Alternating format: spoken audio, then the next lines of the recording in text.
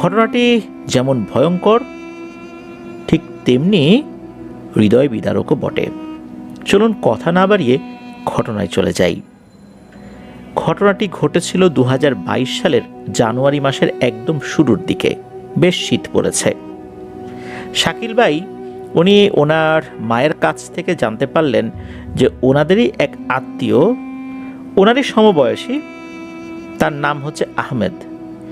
এই আহমেদ উনি অসুস্থ।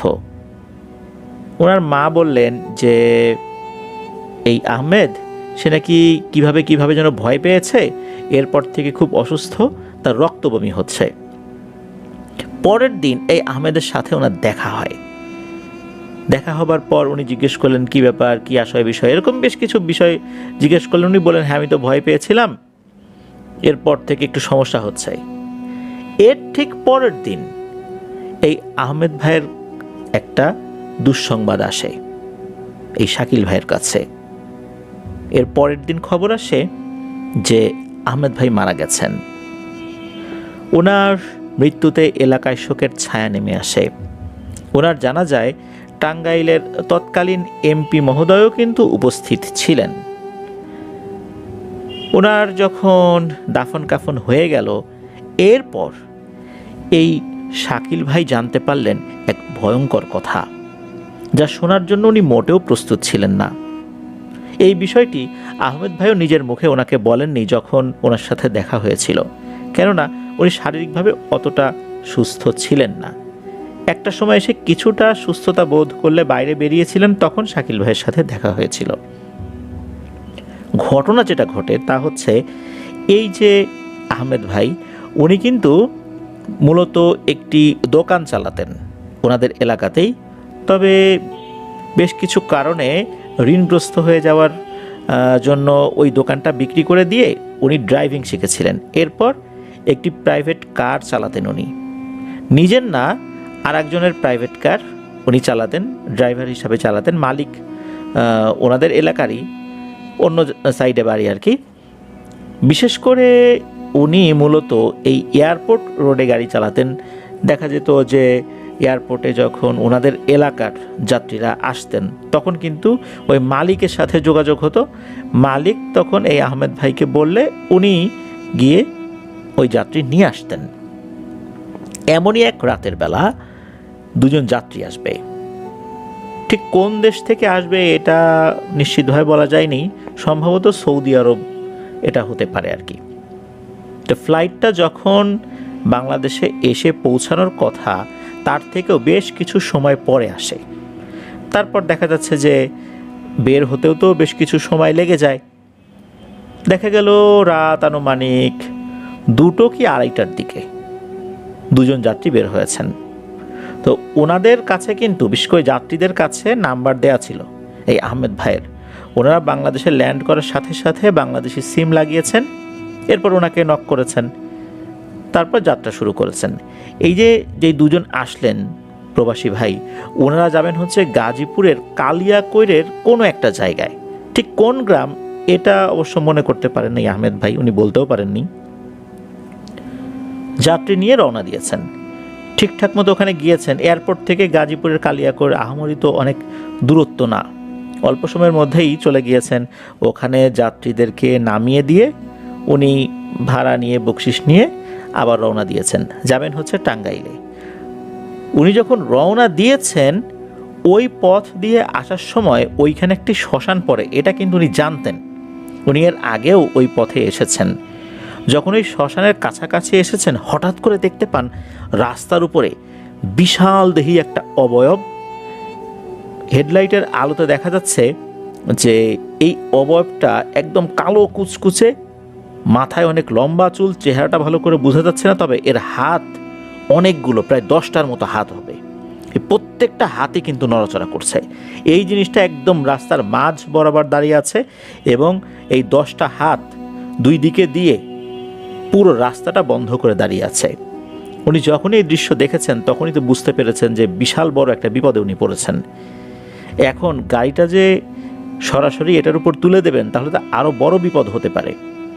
উনি তখন কি করবেন বুঝে না পেয়ে হঠাৎ করে বাম পাশে তাকিয়েছেন, উনি দেখতে পেলেন হাতের বাম পাশে একটা ইট ভাটা দেখা যাচ্ছে। ইট ভাটা এবার লাইটও জ্বলছে। চিন্তা করলেন ওখানে নিশ্চয়ই লোক আছে। উনি কি করেছেন, গাড়িটা ওই ইট ভাটার দিকে নামিয়ে দিয়েছেন। ইট ভাটার দিকে যখন নামিয়ে দিয়েছেন, নামতে নামতে একটি জায়গায় এসে গাড়ি একটা জায়গায় ধাক্কা খায়, ধাক্কা খেয়ে ওখানেই থেমে যায়। যখন থেমে গিয়েছে উনি চিন্তা করেছেন এবার মনে হয় বাঁচলাম। কিন্তু উনি নাকি দেখতে পান যে এই সেম অবয়ব অনেকগুলো, ঠিক কয়টা উনি গুনতে পারেননি, তবে অনেকগুলো লুকিং গ্লাসে দেখা যাচ্ছে, গাড়ির পেছনে এসে দাঁড়িয়েছে। উনি এই দৃশ্য দেখার সাথে সাথে গাড়ির যিনি মেইন মালিক তাকে ফোন করেছেন। ফোন করে এই অবয়ব দেখেছেন এটা বলেন নাই, উনি বলেছেন যে আমি তো এরকম একটা জায়গায় চলে আসছি, আমি খুব ভয় পাচ্ছি, আমি কিছু জিনিস দেখতেছি। তখন ওনার ওই মালিক বলেন যে তুমি দ্রুত তোমার লোকেশনটা অন করো, এরপর তুমি রাস্তা দেখে দেখে গাড়ি চালাতে থাকো, কেননা এই ধরনের সমস্যায় পড়লে মানুষ দিক ভুল করে ফেলে। এরপর উনি লোকেশনটা অন করেন। তারপর দেখা গেল যে ওই জিনিসগুলোকে আর দেখা যাচ্ছে না। উনি আবার গাড়িটাকে ঘুরিয়ে রাস্তায় নিয়ে আসেন। রাস্তায় নিয়ে আসার পর উনি ঠিকঠাক মতোই বাড়ি পর্যন্ত চলে আসেন, পথিমধ্যে আর কোনো সমস্যা হয়নি।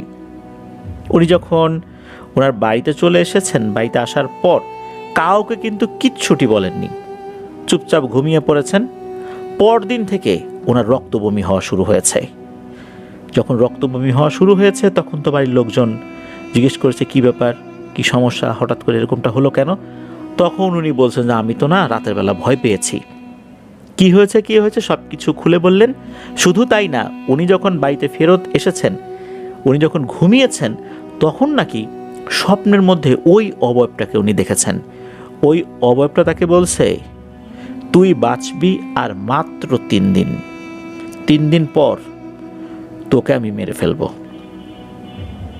এই স্বপ্নটা উনি দেখেছেন। সকালবেলা যখন এটা বলেছেন তখন তো ওনার মা এবং বাড়িতে অন্য যারা মুরব্বীরা ছিলেন তারা তো হাই হাই করে উঠেছেন যে এইটা তুই কি করছিস, তুই রাতের বেলা যখন আসলি, আসার পর আমাদেরকে বিষয়টা বলতি, তুই ঘরে ঢুকে পড়েছিস, তোর তো বেশ কিছু কাজ ছিল, তোকে আমরা গরম পানিতে গোসল করে ঢোকাতাম, তারপর কোনো দা বা লোহা জাতীয় কোনো জিনিস আগুনে গরম করিয়ে সেটা পানির ভিতরে নামিয়ে ওই পানিটা তোকে খাওয়াতাম, লবণ পানি খাওয়াতাম, তারপর ঘরে ঢুকাতাম। তোর তো একটা বাচ্চাও আছে, তুই ঘরে ঢুকে পড়েছিস, এখন কি হবে? তুই ওই রাতটা কেন আমাদেরকে বললি না? তখন উনি বলতেছেন যে আসলে তখন তো অনেক রাত হয়ে গেছে, তোমাদেরকে আর বিরক্ত করতে চাই নাই, এই কারণে বলি নাই। তখন ওনারা বলছেন এটা তো আসলে বিরক্তের জিনিস না, তুই তো বিষয়টার গুরুত্ব বুঝতে পারিস নাই।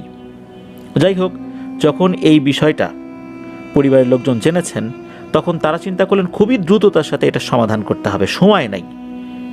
ওনারা কিন্তু এরকমটা বলেন নাই যে আরে ও কিছু না, চোখের ভুল, এটা সেইটা, এরকম কিছু বলেন নাই। ওনারা এই বিষয়টা অত্যন্ত গুরুত্বের সাথে নিয়েছেন। ওই এলাকাতে একজন কবিরাজ আছেন, তার নাম হচ্ছে সোনা মিয়া। এই সোনা মিয়া কবিরাজের কাছে নিয়ে যান। সোনা মিয়া কবিরাজ সব কিছু শুনলেন। শোনার পর উনি চিন্তা করলেন যে ঠিক আছে, এই বিষয়টা সমাধানের জন্য আসন বসাতে হবে। উনি আসন বসালেন। আসন যখন বসিয়েছেন, উনি ওনার মতো করে জিন হাজির করার চেষ্টা করছেন এই আহমেদ ভাইয়ের উপরে। অল্প কিছু সময় পরেই উনি এমন জোরে একটা চিৎকার দিয়েছেন, মানে এই সোনা মিয়া কবিরাজ চিৎকার দিয়েছেন এবং বলতেছেন ওরে মারে বাবারে আমি শেষ। এই বলে ওই আসন ছেড়ে উঠে উনি ঘরের ভিতরে চলে গেছেন এবং বলতেছেন যে আমার দ্বারা এই কাজ হবে না, তাড়াতাড়ি একে নিয়ে যাও, আমি যা জিনিস দেখছি এটা তোমাদেরকে বুঝাইতে পারবো না।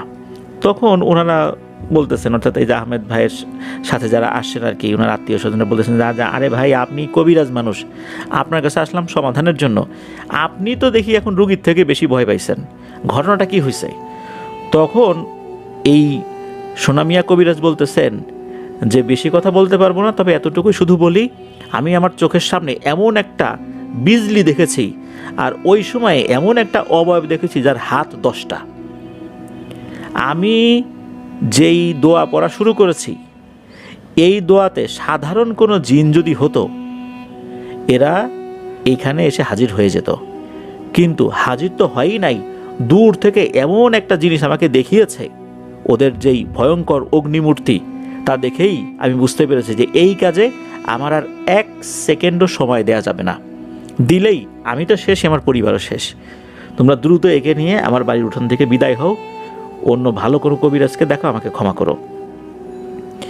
কবিরাজ এমন ভয় পেয়েছেন এটা দেখে আহমেদ ভাই সহ ওনার সাথে যারা এসেছেন তারা খুবই হতাশ হলেন যে যার কাছে আসলাম সমাধানের জন্য উনি এত ভয় পেয়েছেন, না জানি কি ভয়ঙ্কর বিপদ সামনে আসতেছে।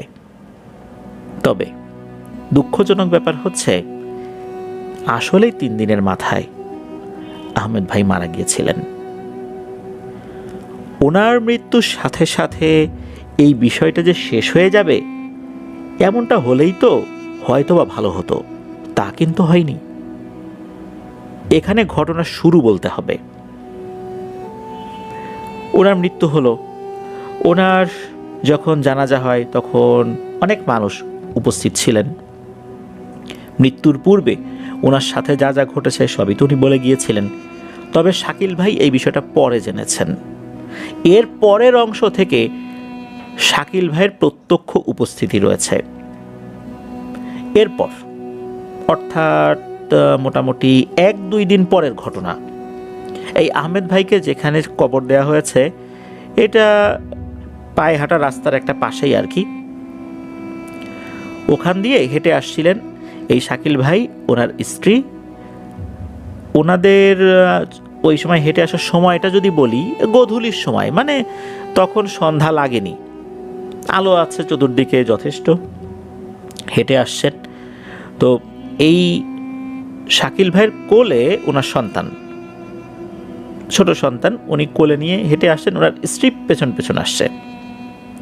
এদিকে শাকিল ভাই উনি একটু দ্রুতই হাঁটেন আর কি, একটু দ্রুত হাঁটছিলেন। হাঁটতে হাঁটতে উনি যখন বাসার কাছাকাছি এসেছেন তখন পেছন দিকে তাকিয়ে দেখেন ওনার স্ত্রী হন্তদন্ত হয়ে দৌড়ে দৌড়ে আসছে এবং এমন অবস্থা হয়েছে মনে হচ্ছে উনি ভয়ঙ্কর কিছু দেখেছেন।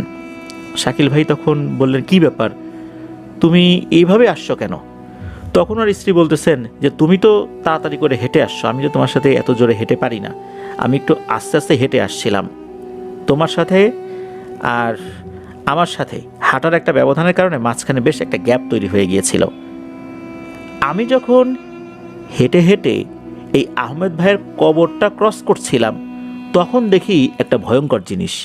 আমি দেখি একটা সাদা কাপড় পরা মহিলা এই আহমেদ ভাইয়ের কবরের উপরে বসে রয়েছে, মাথার দিকটাতে বসে রয়েছে, কিছুটা কবরের উপরেই বসে আছে, পুরোপুরি না। মাথায় ঘোমটা দেয়া, চেহারাটা বুঝতে পারিনি। এটা দেখেই আমি বুঝতে পারছি এটা স্বাভাবিক কোনো বিষয় নয়, কেননা আহমেদ ভাইয়ের মৃত্যুটা স্বাভাবিক ছিল না। আমি তো এটা দেখে ভয় পাইছি, তখন খুব দ্রুত আসছি, এই জন্যই আমার এই অবস্থা। এই জিনিসটা শোনার পর শাকিল ভাই বেশ চিন্তিত হয়ে পড়লেন যে এখনো সন্ধ্যা লাগেনি, চারদিকে দিনের আলো আছে, তাতে এই অবস্থা। তাহলে তো ওই জিনিসগুলো নিশ্চয়ই তার মৃত্যুর পরেও এখানে রয়ে গেছে। আল্লাহর কি ইচ্ছা ওই রাতে ঘটলো আর একটা ঘটনা। ওই এলাকারই একজন ব্যক্তি, উনি রাতের বেলা ওই দিক দিয়ে আসছিলেন। উনি যখন ওই দিক দিয়ে আসছিলেন ওই আহমেদ ভাইয়ের কবরের পাশ দিয়ে হঠাৎ করে উনি দেখতে পান যে বিশাল দেহি একটা অবয়ব, এর অনেকগুলো হাত, তার চেহারা বোঝা যাচ্ছে না, মনে হচ্ছে একটা গুমোট অন্ধকারের মতো, তবে এই হাত পা এই শেপগুলো বোঝা যাচ্ছে। এই জিনিসটা এই আহমেদ ভাইয়ের কবরের ওখানে দাঁড়িয়ে আছে। উনি যখন এটা দেখেছেন উনি কিন্তু চিৎকার দেননি, উনি উল্টো দিকে ঘুরে দৌড় দিয়ে চলে আসছেন এবং এমনভাবে দৌড় দিয়েছেন যেন শব্দও কম হয়। উনি এরপরে তো সবাইকে এই বিষয়টা বলেন। পরদিন তো এই যে শাকিল ভাইয়ের স্ত্রী যেটা দেখেছেন, তারপরে ওই ব্যক্তি রাতের বেলা যেটা দেখেছেন, এটা নিয়ে কিন্তু আশেপাশে আলোচনা শুরু হয়ে গেল যে গ্রামে আবার কি শুরু হয়ে গেল, এই ঝামেলাটা এখনো রয়ে গেল। এর হয়তো বা 1 দিন পর বা 2 দিন পরে ঘটে আর একটা ঘটনা। তা হচ্ছে এই যে শাকিল ভাইয়ের মামাতো ভাই, তার নাম হচ্ছে হুমায়ুন। এই হুমায়ুন ভাই উনি সন্ধ্যার পর ওই দিকটা দিয়ে আসছিলেন। এটা তো 2022 সালের জানুয়ারি মাসের কথা বলছি, এমনটা না যে বহু আগের কথা, তখন অন্ধকার ছিল চারদিকে, শুনশান নীরবতা, বিষয়টা কিন্তু এরকম না। যথেষ্ট কোলাহল আছে চতুর্দিকে। উনি কিন্তু ওই সময় আসছিলেন ওই দিক দিয়ে। উনি যখন ওই কবরের পাশ দিয়ে আসছিলেন, হঠাৎ করে ওনার নজর যায় কবরের দিকে। কেননা উনি যখন হেঁটে আসছিলেন, ওনার কাছে মনে হলো সাদা কি যেন ওই জায়গাটাতে আছে। এই কারণে ঘাড় ঘুরিয়ে তাকিয়েছেন। উনি যখনই তাকিয়েছেন, উনি দেখতে পান সাদা কাপড় পরা একটা মহিলা অবয়ব, মাথায় ঘোমটা দেওয়ার, চেহারা দেখা যাচ্ছে না। এই জিনিসটা এই আহমেদ ভাইয়ের কবরের উপরে হাত দিয়ে হাত বুলাচ্ছে, সুন্দর করে হাত বুলাচ্ছে। এটা উনি দেখেছেন। এটা দেখার সাথে সাথে উনিও চিৎকার করেননি, দ্রুত বাসায় চলে আসেন। কিন্তু বাসায় আসার পর থেকেই উনি অসুস্থ হয়ে পড়েছেন। সেম জিনিসটা কিন্তু শাকিল ভাইয়ের স্ত্রী দেখেছেন, আল্লাহর রহমতে উনি অসুস্থ হন নাই। তারপর আরেকজন ব্যক্তি দেখেছেন, কিন্তু সেম জিনিসটা না, আরও ভয়ঙ্কর জিনিস দেখেছেন, উনিও আল্লাহর রহমতে অসুস্থ হন নাই। কিন্তু এই যে হুমায়ুন ভাই, উনি কিন্তু মারাত্মকভাবে অসুস্থ হয়ে পড়েছেন। ওনার জবান বন্ধ হয়ে যায়, এমন একটা অবস্থা, উনি কথাও বলতে পারেন না ভালো করে। মাঝে মাঝে চোখ বড় করে তাকিয়ে থাকেন, মনে হচ্ছে যে উনি কিছু দেখে ভয় পাচ্ছেন। ঘর থেকে বাইরে বেরিয়ে যেতে পারেন না, ভয় পান। দিনের বেলাতেও বাইরে বেরিয়ে যেতে ভয় পান। কথা বলতে গেলেই মনে হচ্ছে ওনার কথা আটকে যাচ্ছে, এমন একটা অবস্থা। উনি তো ইশারা ইঙ্গিতে বুঝিয়ে দিয়েছেন আশেপাশে সবাইকে যে উনি তো ভয় পেয়েছেন। তখন লোকজন চিন্তা করে, ওনার বাড়ির লোকজন চিন্তা করে যে সমাধান তো করতে হবে। উনি কি করলেন, উনি ইশারা ইঙ্গিতে বোঝাচ্ছেন তো যে কিভাবে কি করতে হবে না করতে হবে, উনি কি দেখতে পাচ্ছেন।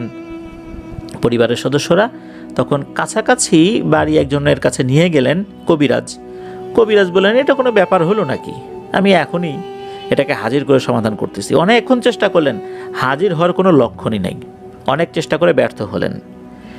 এরপর আরও কবিরাজের কাছে নিয়ে যাওয়া হলো, যেখানে যেখানে হুজুরের সন্ধান পান তার কাছেই নিয়ে যান, কোনো লাভ হয় না, কেউ হাজিরই করতে পারে না।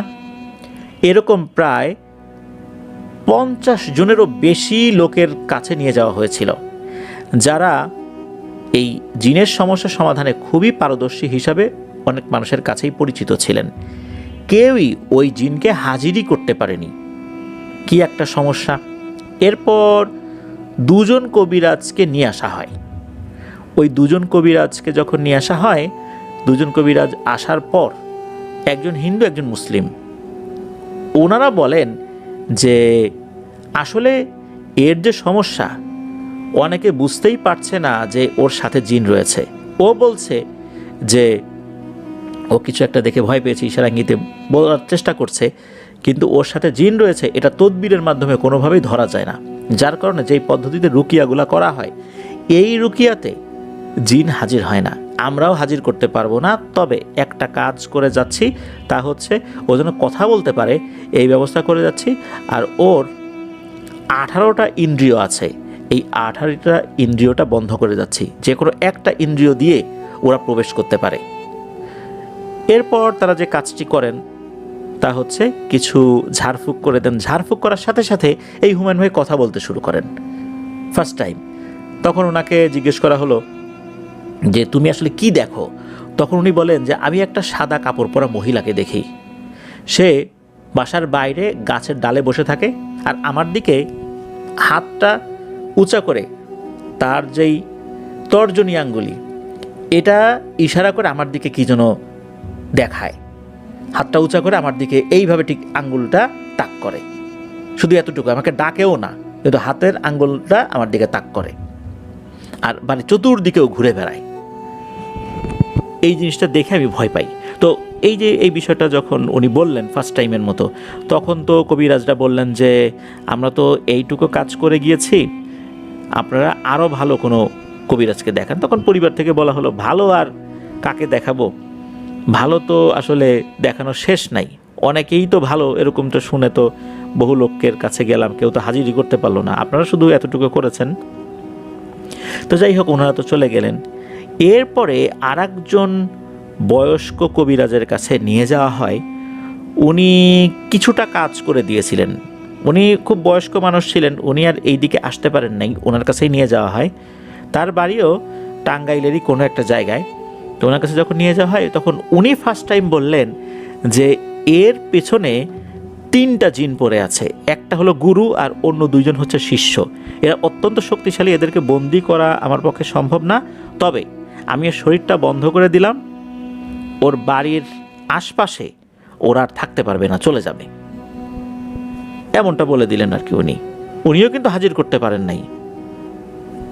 যখন এই হুমায়ুন ভাইকে নিয়ে আসা হয়েছে রাতের বেলা, তখন ঘরের জানালাগুলো তো দেখা যাচ্ছে যে কোনোটা অনেক সময় খোলা থাকে, ওই সময় কিন্তু শীতকাল। এই যে 2022 সালের জানুয়ারি মাসের তখন শেষ দিকে চলে এসেছে, মানে শুরুর দিকে তো এই আহমেদ ভাইয়ের সাথে ঘটনাটা ঘটেছে, আর এর পরপরই তো এই যে হুমায়ুন ভাইয়ের সাথে এই ঝামেলাটা শুরু হয়েছে। তখনও কিন্তু জানুয়ারি মাসও শেষ হয়নি। তো হুমায়ুন ভাইয়ের বাবা উনি খেয়াল করলেন যে ঘরের একটা জানালার একটা অংশ, একটা কপাট আর কি খোলা, যেহেতু শীতকাল চিন্তা করলেন দ্রুত এই কপাটটা বন্ধ করে দিন, নাহলে তো ঘরের মধ্যে অনেক ঠান্ডা ঢুকে যাবে। উনি কপাটটা শুধু বন্ধ করেছেন মাত্র, তখনই বাইরে থেকে ভয়ঙ্কর গম্ভীর কণ্ঠে আওয়াজ আসে, আমরা যাই নাই রে, আমরা যাই নাই, আমরা আছি, আমরা পাশেই আছি, এত সহজে যাব না। এটা শোনার সাথে সাথে উনি ভয়ে দিয়েছেন প্রচণ্ড জোরে এক চিৎকার। ওনার এক চিৎকারে ঘরের অন্য লোকজন চলে আসে এই পাশে, এই কি হয়েছে? তখন উনি বলেন যে কাজ তো হয় নাই, ওরা তো কোনো কিছুই মানতেছে না, এরা তো যায় নাই, এরা আবার চলে আসছে এখানে, ওরা যাবে না। রাতের বেলা এখন ওনাদের তো ওয়াশরুমে যাওয়ারও দরকার হয়, কারণ গ্রামের ওয়াশরুমগুলো তো ঘরের একটু বাইরেই থাকে, কোনোটা আবার দূরেও থাকে। ওনারা টানা 7 দিন রাতের বেলা ওয়াশরুমে যাওয়ার জন্য বাইরে বের হন নাই। ওয়াশরুমে যাওয়ার দরকার থাকলে সন্ধ্যার আগেই ওনারা ফ্রেশ হয়ে চলে আসতেন, রাতের বেলা কেউই ওয়াশরুমে যেতেন না, ফজরের পরে যেতেন। এরকম টানা 7 দিন পার হয়ে গেছে। আর রাত হলেই আশেপাশে কারো হাঁটার শব্দও শোনা যেত। একজন হাঁটছে বিষয়টা এরকম না, মনে হচ্ছে কয়েকজন হাঁটছে। এদিকে এইভাবে তো চলতে পারে না। হুমায়ুন ভাই আস্তে আস্তে অসুস্থ হয়ে পড়ছিলেন, আর মাঝে মাঝে উনি বলতেন যে ওই যে এই গাছের ডালে বসে আছে, হাতটা উঁচু করে কি যেন আমাকে দেখাচ্ছে, ওই উঠানের চারদিকে ঘুরছে, এরকম উনি বলতেন। অন্য কেউই সেটা দেখতে পেত না। এরপর টাঙ্গাইলের একজন পীর সাহেবের সন্ধান পান। তো উনি ওনার দাদার কাছ থেকে খেলাফত পেয়েছিলেন, তার কাছে নিয়ে যাওয়া হয়। তার কাছে নিয়ে যাওয়ার পর এই যে এত কবিরাজ কেউই হাজির করতে পারলো না, উনি কিন্তু কিছুই করেন নাই। উনি বলছেন যে বাবা তুমি সামনে বসো। সামনে বসার সাথে সাথে উনি শুধু মুখে বলেছেন এই হাজির হ। যেই না এটা বলেছেন, সাথে সাথে হুমায়ুন ভাইয়ের শরীরটা ঝাঁকি দিয়ে ওঠে, আর ওনার ভেতর থেকে কথা বলতে শুরু করে। যখনই কথা বলতে শুরু করেছে মাত্র, তখন এই হুজুর জিজ্ঞেস করেছেন যে আচ্ছা তোরা এই ছেলেটাকে কেন বিরক্ত করছিস? তখন একটা অদ্ভুত তথ্য দেয়। অদ্ভুত তথ্যটা এরকম যে উনি নাকি সন্ধ্যার সময় ওই কোক, ফান্টা বা এই টাইপের কোনো জিনিস কিনতে যাচ্ছিলেন, ওই সময় তার সাথে ধাক্কা লেগেছে, এই জন্য ধরেছে। হুজুর মুচকি হেসে দিয়ে ওদেরকেও বুঝিয়ে দিলেন যে তোরা যে মিথ্যা বলছিস এটা আমি ধরতে পারছি। আসলে ওরা কিন্তু সত্যটা বলে নাই, ওরা সত্যটা বলতে চাচ্ছিল না। হুজুরও বেশি কথা জিজ্ঞেস করলেন না। উনি তখন খপ করে এই হুমায়ুন ভাইয়ের এক হাত ধরেছেন। হাত ধরার সাথে সাথে ওনার যে কনিষ্ঠ আঙ্গুলি, এই আঙ্গুলিটা চেপে ধরেছেন। চেপে ধরা মাত্রই উনি আর একজন স্টুডেন্টকে বলেছেন বা ওনার কোনো এক শিষ্যকে বলেছেন যে এখনই একটা কাচের বোতল নিয়ে আসো তো। সাথে সাথে একটা কাচের বোতল নিয়ে আসা হয়। তখন উনি জাস্ট ওই আঙ্গুলটা ওই কাচের বোতলের মুখের কাছে ধরেছেন। এরপর উনি কিছু একটা পড়লেন, এরপর আঙ্গুলটা ছেড়ে দিলেন, এরপর কাচের বোতলের মুখটা বন্ধ করে দিলেন। তখন ওনার আশেপাশে যারা থাকেন, ওনার সহযোগী, এদেরকে বললেন যে দ্রুত কিছু সিমেন্ট আর বালি নিয়ে এসো। সিমেন্ট বালি আগে থেকে আসলে রেডি ছিল, কারণ এই ধরনের কাজ উনি করতেন। এই সিমেন্ট বালি দিয়ে একটা কিউব আকৃতির শেপ তৈরি করলেন। এইটার মাঝ বরাবর এই বোতলটা ঢুকিয়ে দিয়েছেন এবং উপরেও সিমেন্টের প্রলেপ দিয়ে দিয়েছেন, সিমেন্ট বালির প্রলেপ। এটা দেখলে বোঝার উপায় নাই যে এই জিনিসটার ভেতরে একটা কাচের বোতল আছে। তো ওইটাকে উনি এইভাবে ঢালাই করে দিলেন। এইটা এখন আর খোলারও সুযোগ নাই, মানে এমনভাবে সিল করে দিয়েছেন, এটা মানে কোনোভাবেই এটা ভাঙানো মানে ভেঙে যে যাবে এই সুযোগটাও নাই। এরপর উনি বলেন, আলহামদুলিল্লাহ, আপনাদের আর চিন্তা নাই, কাজ হয়ে গেছে, এই 3টাকে বন্দি করে ফেলেছি। এদিকে হুমায়ুন ভাই সহ ওনার পরিবারও অবাক হয়ে গেলেন যে এত হুজুর দেখালাম, কেউই হাজির করতে পারলো না। আর উনি শুধু বলেছেন এই হাজির হ, সাথে সাথে ওনার শরীরে হাজির হতে বাধ্য হয়েছে। অথচ এরা কারো ডাকে সাড়া দেয়নি, কোনো রুকিয়া এদের উপরে কাজ করেনি সেভাবে। অদ্ভুত ব্যাপার। এখানে কিন্তু আরও একটা রহস্যময় ব্যাপার রয়েই গেল, তা হচ্ছে হুমায়ুন ভাই ওনাকে কেন অ্যাটাক করেছে। এটা তারা একটা নিজেদের মতো করে বলার চেষ্টা করেছে, হুজুর যদিও বা সেটা বিশ্বাস করেন নাই। কিন্তু আহমেদ ভাইকে কেন এরা অ্যাটাক করেছিল, কেন তাকে 3 দিনের মধ্যে মেরে ফেলল, তার অপরাধ কি ছিল, এই বিষয়টা রহস্যই রয়ে যায়। হুজুর এই বিষয়গুলো খুব বেশি ভেঙে বলেননি, উনি সেটা বলতে চানও নাই হয়তোবা। আহমেদ ভাই উনি কিন্তু ওনার শিশু সন্তানকে রেখেই পৃথিবীর মায়া ত্যাগ করে চলে গেছেন। হুমায়ুন ভাই উনি আল্লাহর অশেষ রহমতে উনি বেঁচে ফিরেছেন, এখন উনি ভালো আছেন আলহামদুলিল্লাহ। 2023 সালের নভেম্বর মাসে এই যে শাকিল ভাই যিনি ঘটনা পাঠিয়েছেন, উনি মালয়েশিয়াতে চলে আসেন। এই ঘটনার বেশ কিছু অংশ, বিশেষ করে এই যে হুমায়ুন ভাই বিভিন্ন কবিরাজের কাছে গিয়েছেন, হুজুরের কাছে গিয়েছেন রুকিয়া করানোর জন্য, উনি কিন্তু এই ঘটনার বেশ কিছু অংশের সাক্ষী। কিন্তু আহমেদ ভাইয়ের সাথে যে ঘটনাগুলো ঘটেছে, আহমেদ ভাই যেই বিষয়টা সাফার করেছেন, তো এটা শুধু উনি শুনেছেন আর কি। আর মৃত্যুর আগে আহমেদ ভাইয়ের সাথে ওনার একবার কথা হয়েছিল, তবে আহমেদ ভাইয়ের সাথে যখন কথা হয় জাস্ট উনি একটু ফান করেছিলেন, যারে গাড়ি চালাতে গেলে কত জিনিসই তো দেখে মানুষ ভয় পায়, এত ভয় পেলে কি চলবে নাকি। উনি কিন্তু আসলে সান্ত্বনা দেবার চেষ্টা করেছিলেন যাতে করে ওনার ভয়টা কমে যায়। আহমেদ ভাইও তার সাথে হেসে হেসে কথা বলেছিলেন, কিন্তু এরপরে ওনার মৃত্যু হয়। তো এর ভিতর আরও বেশ কিছু ঘটনা রয়েছে, যেমন এই যে এতগুলো কবিরাজের কাছে নিয়ে যাওয়া নিয়ে আসা, এরকম অনেকগুলো ব্যাপার কিন্তু রয়েছে। যেমন একবার কোনো একজন কবিরাজের কাছে নিয়ে যাওয়া হবে, প্রতিমধ্যেই ওনার অবস্থা খারাপ হয়ে যায়, দেখে মনে হচ্ছিল উনি আর বাঁচবেন না। তখন আর একজন ব্যক্তি আসেন, উনি আসার পর একটা জঙ্গলের ভিতরে ঢুকে একটা পাতা আর একটা ডালের মতো কিছু একটা নিয়ে আসেন। নিয়ে আসার পর ওনার পিঠের দিকে একটা আঘাত করেন, মৃদু আঘাত। এই আঘাতের পর উনি অনেকটাই সুস্থ হন। সুস্থ হওয়ার পর উনি ওনার কথা বলার যে একটা জড়তা ছিল, এইটাও কিছুটা কেটে যায়। আবার উনি যেই সাদা অবয়বটাকে দেখতেন, এটাকে আরও ভালো করে দেখা শুরু করেন। মূলত ওরা এমন একটা মায়াজাল পেতেছিল, এই মায়াজালে হুজুররাও বা কবিরাজরাও আটকে যেতেন। তারাও বুঝতে পারতেন না যে কেন তাদের তদবিরগুলো কাজে লাগছে না। এরা এতটা শক্তিশালী ছিল। তবে আল্লাহর কালামের কাছে, আধ্যাত্মিক ক্ষমতা সম্পন্ন ব্যক্তিদের কাছে এরা যে কত অসহায়, তা কিন্তু টাঙ্গাইলের এই পীর সাহেবের ঘটনাই প্রমাণ করে। উনি শুধু মুখে বলেছেন, হাজির হওয়ার সাথে সাথে হাজির হতে বাধ্য হয়েছে। যারা আল্লাহ তাআলার খাস বান্দা, যারা রুহানি জগতে বিচরণ করেন, নিজের আত্মাকে শক্তিশালী করেছেন আল্লাহ তাআলার জিকির এবং ওজিফার মাধ্যমে, তাদের কাছে যত শক্তিশালী জিনপরি হোক, তারা কিন্তু হাজির হতে বাধ্য হয়। এই ধরনের ব্যক্তিবর্গ যারা রয়েছেন, যারা আধ্যাত্মিক ক্ষমতা সম্পন্ন ব্যক্তিবর্গ, ওনাদের একটা বিশেষ বৈশিষ্ট্য রয়েছে, তা হচ্ছে ওনারা চিকিৎসা করে টাকা পয়সা কিন্তু নিতে চান না। যার কারণে আল্লাহর অশেষ রহমতে অনেক কঠিন কঠিন সমস্যাগুলো সমাধান হয়ে যায়। কিন্তু আমরা যখন দেখতে পাই যে আমাদের বর্তমানে অনেক ভাই বোনেরা বিভিন্ন ধরনের সমস্যায় আক্রান্ত হয়ে আছেন, অনেক হুজুরের কাছে যাচ্ছেন, অনেক রাকিদের কাছে যাচ্ছেন, কোনো কাজ হচ্ছে না, টাকার উপর টাকা চলে যাচ্ছে, কাজ হচ্ছে না। এরপর দেখা যাচ্ছে যে ফেসবুক থেকে বিভিন্ন রুকিয়া সেন্টার বিজ্ঞাপন দেখে সেখানে যাচ্ছেন, কাজ হচ্ছে না। সেশনের পর সেশন চলছে, প্রতিটা সেশনে অনেক টাকা চলে যাচ্ছে, কাজ হচ্ছে না। এগুলো না হবার পেছনে কারণ হচ্ছে যে যারা এই কাজগুলো করছেন ওনারা ওনাদের রুহানি শক্তিটাকে ওভাবে বৃদ্ধি করতে পারেননি।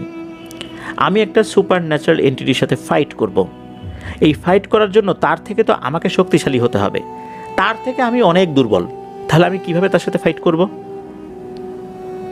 তারাও তো জাদুবিদ্যায় পারদর্শী বা অন্য কোনো বিদ্যা তারা নিজেদেরকে আয়ত্ত করে অনেক শক্তিশালী করে ফেলেছে।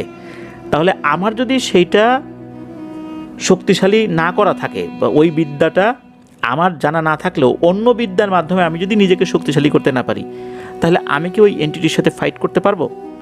এই জন্য দেখা যাচ্ছে যে কাজ ইদানিং খুবই কম হয়। কয়েকটা কারণে কাজ কম হয়। ইদানিং দেখা যাচ্ছে যে অনেক রুকিয়া সেন্টারেই বিভিন্ন রাকি রয়েছেন, ওনাদের এলেমের সিলসিলা বলতে তেমন কিছুই নেই। অনেকেই ইউটিউব দেখে কিভাবে রুকিয়া করতে হবে বিভিন্ন বই পড়ে তারা রাকি হয়েছেন। তাদের দ্বারা আসলে তেমন ভালো কিছু আশা করা সম্ভব নয়। এভাবে আসলে রুকিয়া হয় না। ছোটোখাটো কিছু সমস্যার সমাধান হলেও গুরুতর কোনো সমস্যার সমাধান হবে না, বরং তারাই একটা সময় বড় ধরনের জটিলতায় আক্রান্ত হবেন। আর একটা বিষয় হচ্ছে, এই ধরনের চিকিৎসা করে যখন পূর্ব থেকেই টাকার পরিমাণটা নির্ধারিত হয়ে যায়, তখন তো এই ধরনের চিকিৎসায় কাজ হবে না, এটাই বাস্তব।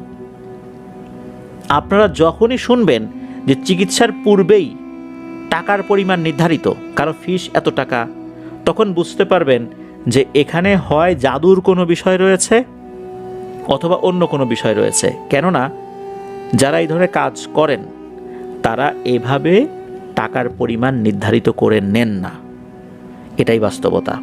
তবে কিছু কিছু ব্যতিক্রম রয়েছে, যেমন একটা নামমাত্র একটা ফি কেউ কেউ নিয়ে থাকেন, যেটা সবার আয়ত্তের মধ্যে। এই হিসাবটাও আলাদা, যদিও বা আমি এটারও পক্ষে না, তবে এই হিসাবটা আলাদা। কিন্তু যখনই শুনবেন কারো ফি 8,000 টাকা, 10,000 টাকা, তাহলে কি এই ব্যক্তিদের পক্ষে সেটা সম্ভব? উনি সুস্থ হবেন কি হবেন না, এটা সম্পূর্ণ আল্লাহ তাআলার ইচ্ছা। আমি যখনই টাকা ডিমান্ড করে বসেছি, আমি তো আমার নিজের একটা রুহানি জগৎটাকেই চ্যালেঞ্জ ছুড়ে দিয়েছি। আমার রুহানি জগৎটাই তো বা আমার রুহানি শক্তিটাই তো এখন চ্যালেঞ্জের মুখে টাকা দাবি করার কারণে। তাহলে আমি কিভাবে ওই শক্তিশালী কোনো এন্টিটির সাথে মোকাবেলা করব?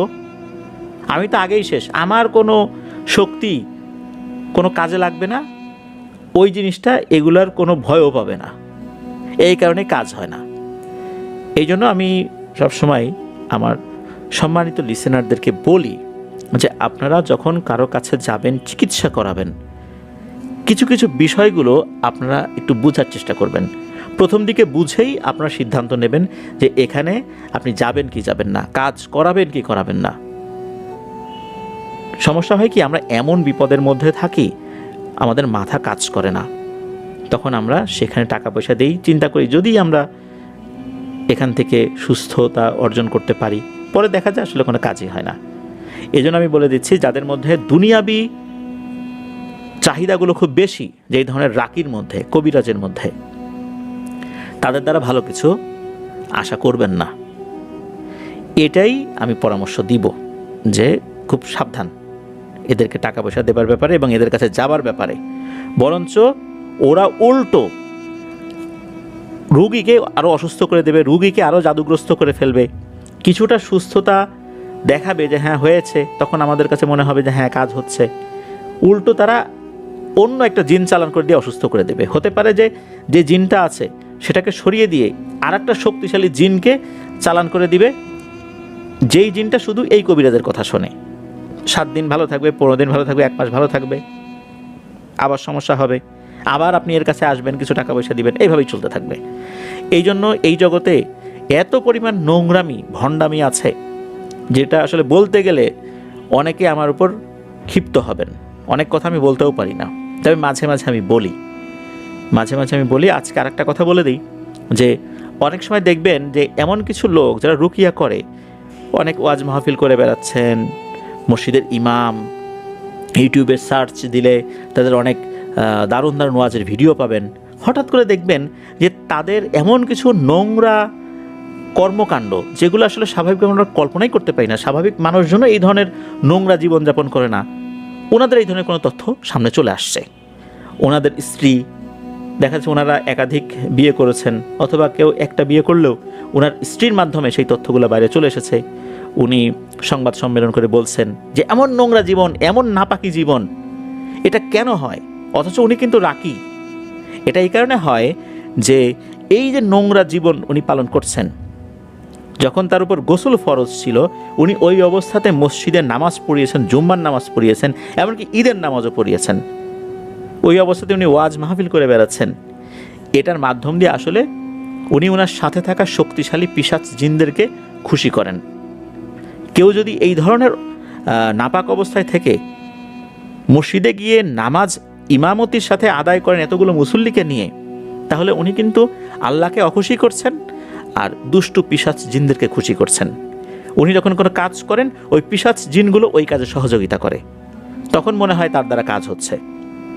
এই জন্য অনেক বড় বড় আলেম আমরা দেখতে পাবো আশেপাশে, তাদের ব্যক্তিগত জীবন যখন সামনে চলে আসবে হঠাৎ করে, তখন বুঝতে পারবেন যে আসলে ওনারা বড় ধরনের একটা জাদুকর ছিল। রুকিয়ার আড়ালে ওনারা আসলে জাদু চর্চাই করেছেন। তো এই বিষয়গুলো আসলে অনেকেই বলে না, বলতে চায় না। আমাদের বিভিন্ন তথ্য উপাত্তর আলোকে আমরা এই তথ্যগুলো পেয়েছি এবং এই তথ্যগুলো আপনাদেরকে জানানো প্রয়োজন বলে মনে করেছি। আমি প্রথমে ঘটনাটা শেয়ার করেছি, এরপরে এই প্রয়োজনীয় বিষয়গুলো বললাম। যদিও বা অনেকেই হয়তো বা বিরক্ত হতে পারেন যে ঘটনাটা আমরা বলার পর এত কথা কেন বলছি। আমরা বলি যে আমরা শুধু ঘটনা শেয়ার করি না, ঘটনার মাধ্যম দিয়ে আমাদের লিসেনারদেরকে সতর্ক করা, এটাও আমাদের একটা অন্যতম উদ্দেশ্য। আল্লাহ আমাদেরকে হেফাজত করুন সকল ধরনের বালা মুসিবত থেকে, আর এই ধরনের হুজুর কবিরাজ রাকি নামক ভণ্ডদের কাছ থেকে। প্রিয় লিসেনার্স, আজকের এপিসোড এ পর্যন্তই। সবাই ভালো থাকবেন, সুস্থ থাকবেন, আমার জন্য দোয়া করবেন, আমার পরিবারের জন্য দোয়া করবেন, আপনাদের জন্য দোয়া রইল, আপনাদের পরিবারের প্রত্যেকের জন্য দোয়া রইল। মহান আল্লাহ সুবহানাহু ওয়া তাআলা আমাদেরকে ভালো রাখুন, সুস্থ রাখুন, নিরাপদে রাখুন, আফনন্দ হর ওয়ার্ল্ডের সাথে রাখুন। আসসালামু আলাইকুম।